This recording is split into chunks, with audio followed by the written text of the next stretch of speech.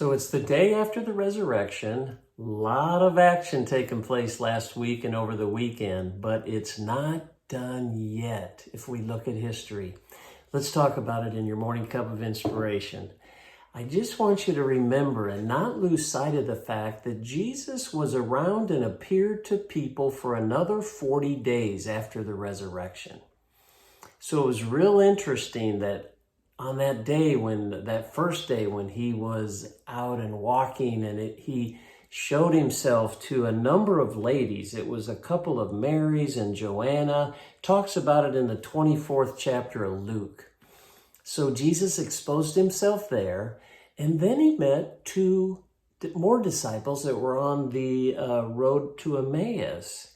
And he explained to them what was said in all the scriptures concerning him. So he took some time and explained so it would all start making sense. The pieces would all start falling together. Then he appeared to the disciples, but he was somewhat upset with, I should say the apostles, the 11. He was somewhat upset with them because they didn't believe the other people that had seen him.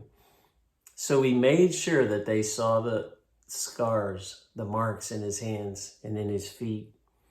And it says in the 49th verse of the 24th chapter that he opened their minds so they could understand the scriptures. He wasn't going to leave yet until he had given them some more knowledge, some more understanding.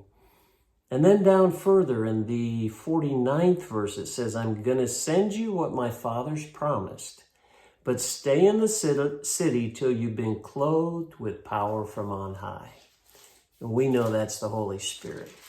So Jesus did everything he needed to let a number of people see him.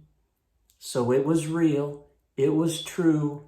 He opened up scriptures to them. He promised them the Holy Spirit was going to be coming. And then as we end the book of Luke, it also ends the book of Mark. It may end the book of Matthew. I'm not positive. He ascended. He left them and was taken up into heaven. In Luke, it says, then they worshiped him, returned to Jerusalem with great joy, and stayed continually at the temple praising God. They were there in the temple waiting for the Holy Spirit to come. I want to encourage you to not forget the rest of the story. Jesus is real, he is resurrected, and he wants you to take the power of that Holy Spirit and share the story with as many people as you can. Hey, God bless. Thanks for joining me for that morning cup of inspiration, and we'll see you next time.